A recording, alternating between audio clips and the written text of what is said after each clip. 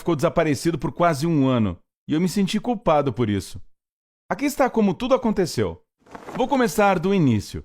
Meu pai era a pessoa mais otimista do mundo. Nas minhas lembranças, ele sempre estava radiante de felicidade. Mas tudo mudou após um incidente, cerca de um ano atrás.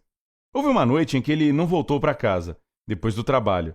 No começo, minha mãe e eu pensamos que estava tudo bem, mas já eram 9 da noite e ele ainda não havia voltado.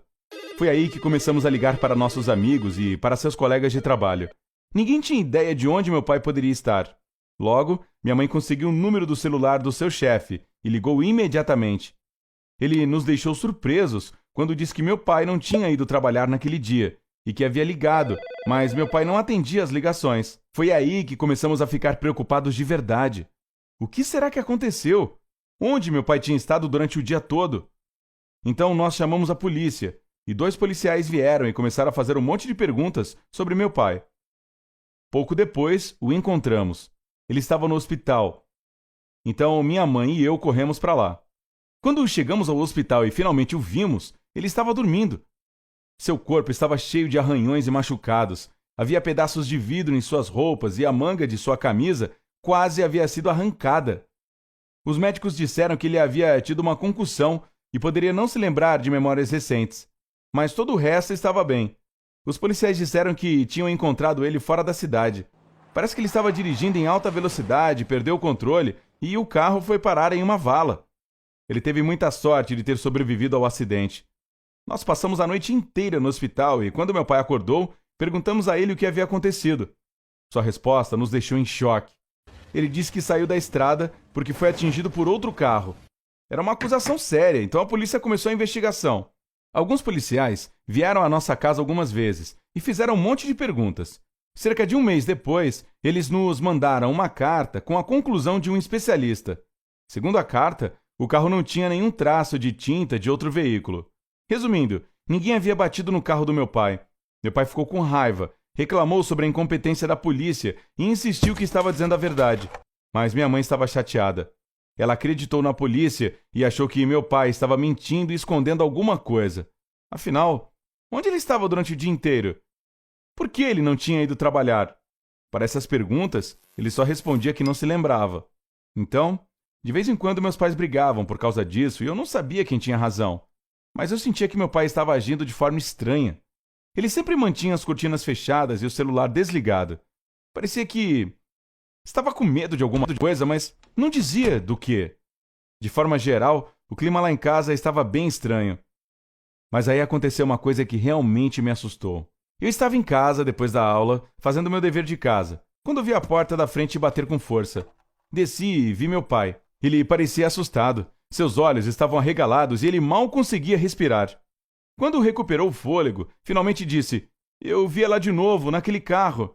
Depois correu para a escrivaninha e escreveu alguma coisa em um pedaço de papel. Ele tentou se lembrar do número da placa do carro, mas não conseguiu. Meu pai estava muito perturbado, andando de um lado para o outro, dizendo que agora minha mãe finalmente acreditaria nele. Porém, ela não acreditou. Afinal, não havia prova alguma. Então, eles acabaram discutindo de novo, e eu entendi a minha mãe. Seu marido estava agindo de forma estranha e era óbvio que estava escondendo alguma coisa. Claro que ela não acreditaria em uma só palavra do que ele dissesse. Desde então, meu pai passava muito tempo no computador, pesquisando coisas, imprimindo artigos. Ele pendurou um painel na garagem, onde pregava diversas fotos e documentos. Até instalou câmeras de segurança na nossa casa. Ele estava mesmo determinado a provar para mim e para minha mãe que tinha razão. Aquilo parecia mais uma paranoia, mas meu pai é assim. Quando cisma com alguma coisa, vai até o fim. Então nós vivemos assim por 2 meses. À noite, meu pai sentava na garagem e assistia às gravações das câmeras.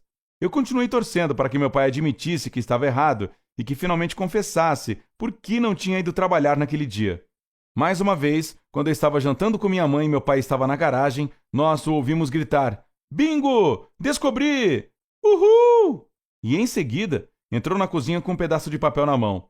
Ele disse que as câmeras gravaram o carro que havia batido nele e que agora tinha o número da placa da motorista. Então, só bastava ligar para seus amigos da delegacia e o caso seria resolvido. Mas isso só provocou outra briga e dessa vez meu pai ficou furioso. Eu tentei, mas Não consegui parar de pensar que meu pai estava errado. Era tudo muito confuso. Por que aquele carro estava passando perto da nossa casa? Como ele sabia que era aquele carro que tinha batido nele? Que amigos da delegacia!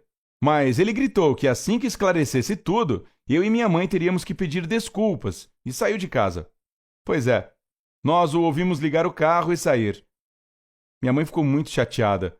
Ela disse que a teimosia e as mentiras do meu pai iriam acabar com seu casamento, e que ela já estava cansada daquilo. Mas eu estava mais preocupado era com meu pai. Já era tarde. Para onde será que ele tinha ido? Eu tive a sensação de que algo ruim iria acontecer. Que eu estava certo. Ele não voltou para casa naquela noite. Eu pedi para minha mãe ligar para a polícia, pois ele poderia ter se acidentado de novo. Mas minha mãe estava furiosa e não queria me ouvir. Ele ainda não tinha voltado quando o dia amanheceu. Então, eu mesmo liguei para a polícia.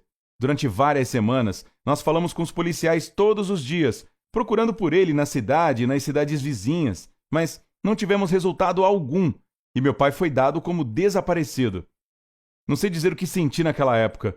O homem que tinha enchido minha vida de alegria e otimismo havia desaparecido. E eu perdi as esperanças e pensei que ele tivesse morrido. Senti profundamente sua falta. Quase um ano depois, nós recebemos uma ligação. Minha mãe atendeu o telefone e a expressão dela mudou na hora. Nosso pai tinha sido encontrado em outro estado, em um hospital. Nós corremos para lá e, quando chegamos, eu mal consegui reconhecer meu pai. Ele parecia um mendigo, com os cabelos e barba sujos e com as roupas maltrapilhas. Aí nós descobrimos que ele tinha um distúrbio mental, que estava piorando a cada dia.